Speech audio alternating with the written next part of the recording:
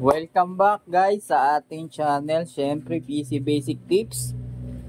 Guys, samahan nyo muna ako mag-refill ng ink sa aking Epson L3210. Mag-refill tayo, tingnan nyo guys. So, yung ink niya ay below level. Lagyan natin. Guys,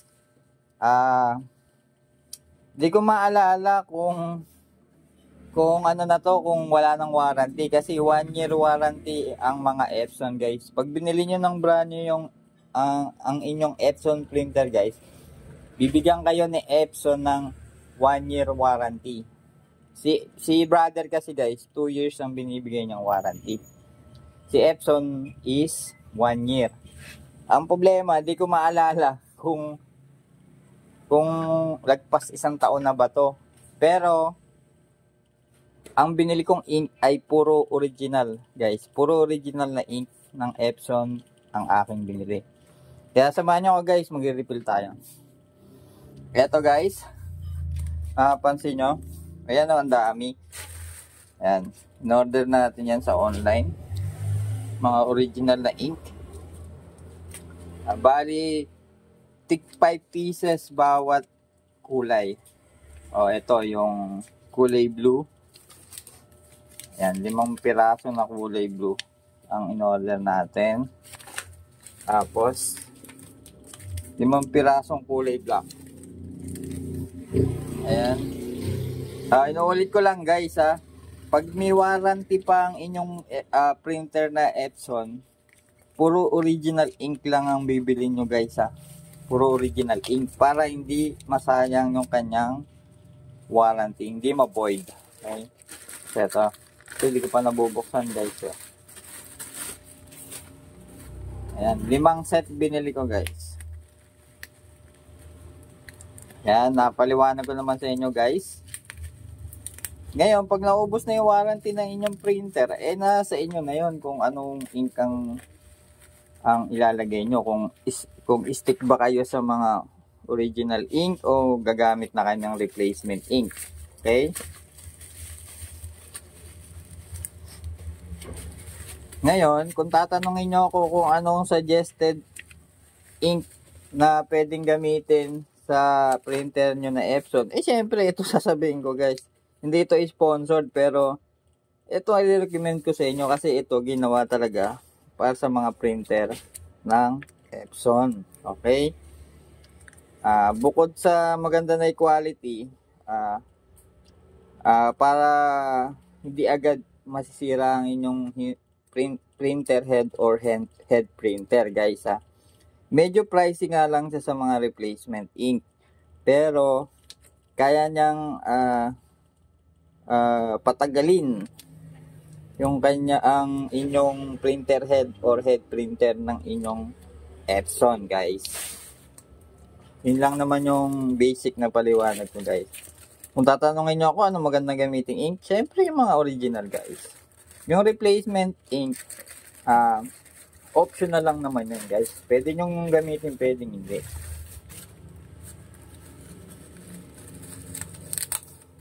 Okay. Ito yung palipula. 5 pula. Tapos may 5 black na tayo, may 5 red. Bali 5 sets pala in order ko guys. 5 sets yung in order ko. Mga original ink. Okay, eto yung yellow. Ayan guys. Ang 5. 5 yan. Okay. Paano na gagawin natin? Samahan nyo muna ako guys. Mag-refill tayo. Ayan, 5 set. Ayan, lahat original yan guys. Kita nyo, sealed na sealed yan. Simulan muna natin sa black. Kasi yung black natin simulan natin sa black guys, kasi yung black natin ay kita na naman yung level, napakaliit na. Excuse me guys. Isa pa sa nagandahan ko dito guys, yung ink tank ng Epson na L3210 is yun lang basic, tapos black. May kulay naman yun, black. Hindi mo kayo malilito. Black.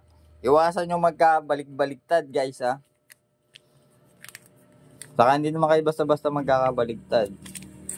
Pero iwasan nyo, guys. Ano lang yan. Tawag dito. Tips ko lang. Kaya kuha lang tayo ng ano. Ng gunting. Or cutter.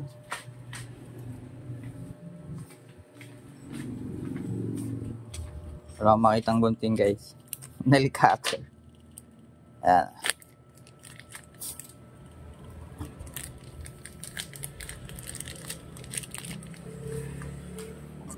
Okay, lagyan natin ng original ink, guys. Yan. Plug and play lang to, guys. Yung paglalagay ng ink. Kaya ngayon ang gusto ko dito eh. Ito isa sa mga nagustuhan ko sa Epson eh. Okay, black. Huwag kayo magkamali, guys, ha. Black.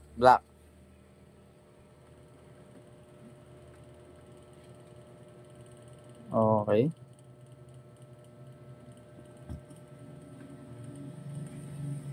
Bumababa pa, parang hindi bumababa, guys.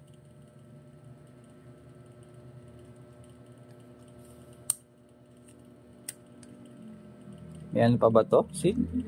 Walang yan. May seal pala, guys. Paghalatang ano eh, no, guys. Paghalatang ulyanin, no. Ay ka, bakit di bumababa? Silyado pa pala. Yan, napapaghalatang ulyanin tayo, guys.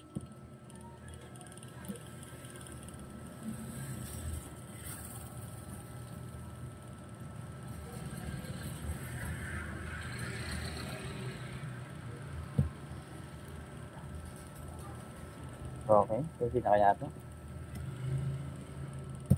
Pwede na siguro ito, guys. Tingnan natin kung bababa na.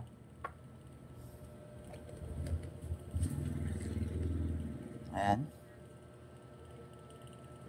Okay, bumaba na nga, nakita ko. Okay. Ink level check. Tumataas na. Nakita nyo ba, guys? Yun. Nare-refill na. Tapos pag napuno siya, guys, di ba mapupuno? Hindi nyo na iangat to. Hindi siya tatapon kasi merong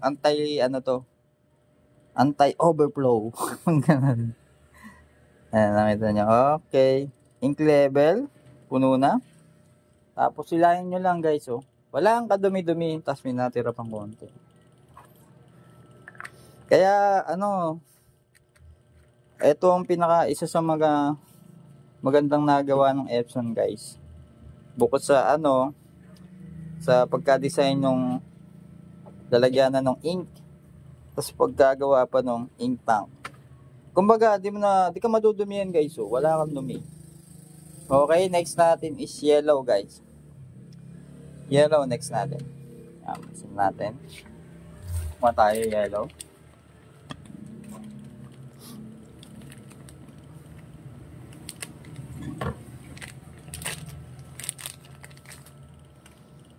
Okay.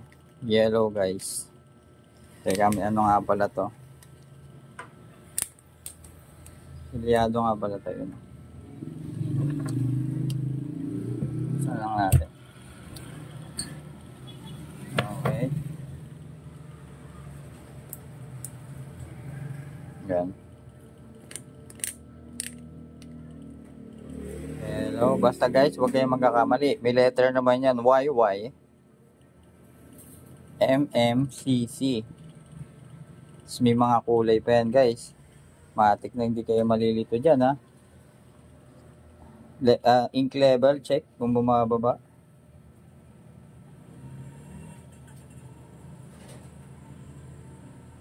Parang ayaw, guys. Mataas ba? Hindi, no? Hindi. Bakit? Meron. Balik rin natin.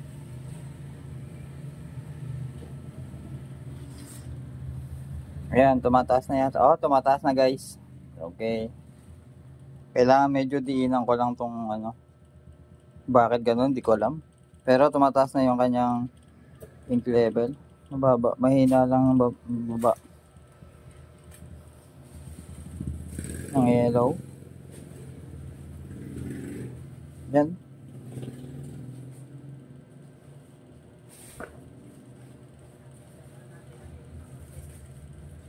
Yan. Kaya mo pa yan. Kaya mo pa yan. Ang hina naman ng baba mo. Bakit? Okay.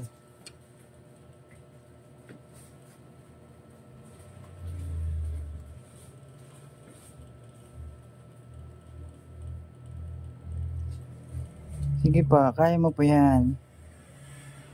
Ayun, kaya mo pa yan. Pupuno na guys.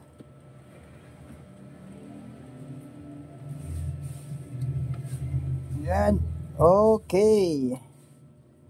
Okay. Done, yellow.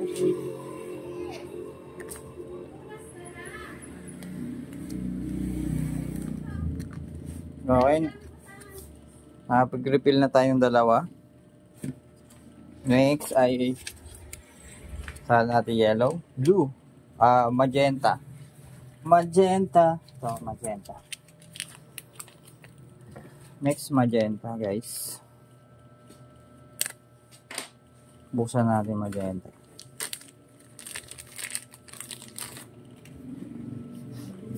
Napakadali mag-refill guys, no?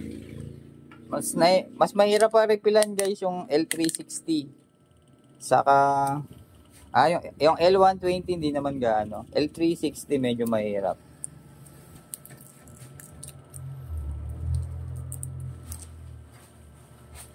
Medyo mahirap sa L360 guys. Okay.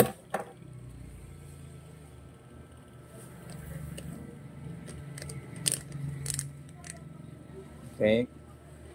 Magenta M. May ano naman 'yan, M.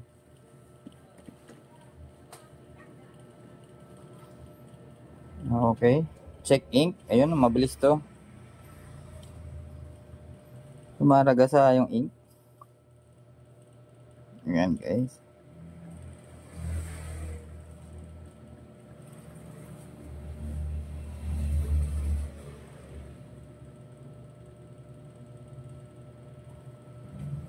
Okay. That's it. Saglit lang. Basic lang paglalagay ng ink, guys. Matatlo na tayo. Sarado na natin yan. Tapos buksan natin yung blue.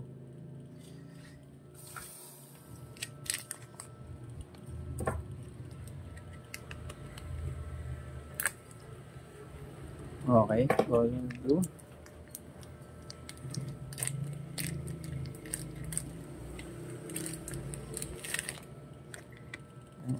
And guys, color blue. Yung huling ink na i-refill natin sa ating Epson. Guys, tandaan nyo ha, pag di pa void yung warranty ng inyong printer, huwag nyo anuhin na. Huwag kayo gagamit ng replacement ink.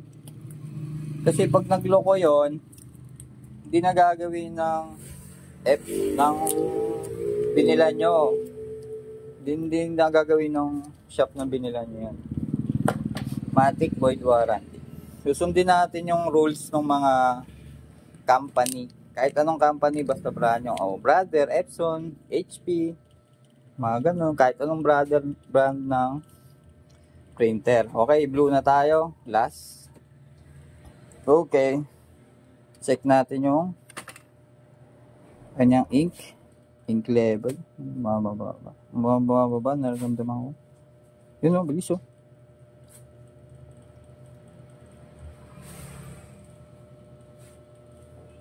Okay na, guys.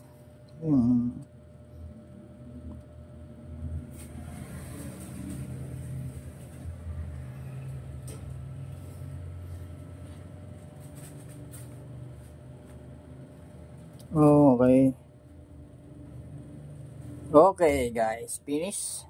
Basic, guys. Although ako nadumihan. Okay, guys. Thank you sa pagsama. Magbibigay na rin ako ng tips, guys, sa inyo. Ito yung mga original ink.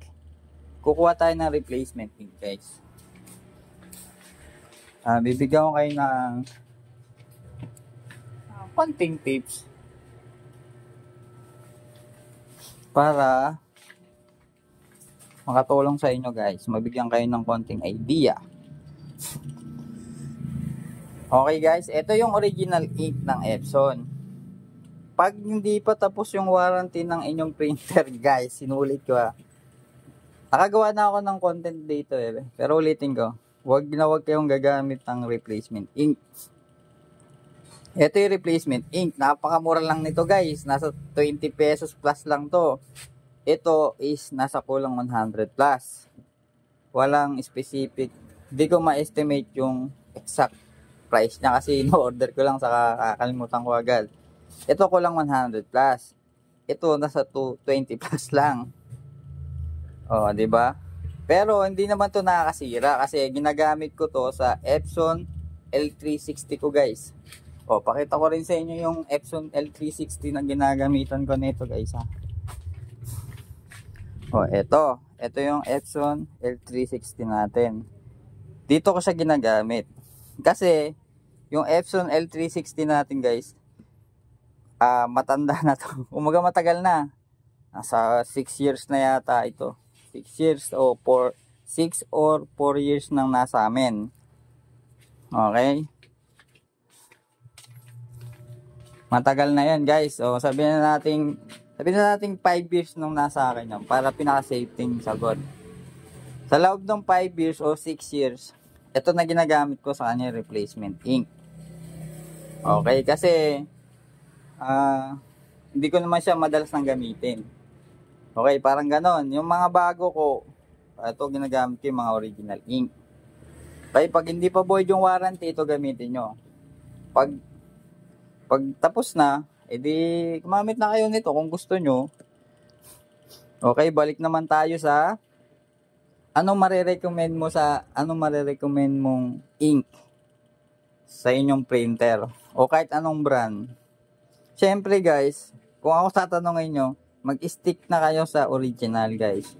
Kayang-kaya niyang pahabain ang buhay ng inyong head printer o printer head. O kaya niyang i-maintenance ng matagal, parang ganon. Ito, hindi naman nakasira, pero may chance na mixi yung buhay ng inyong head printer.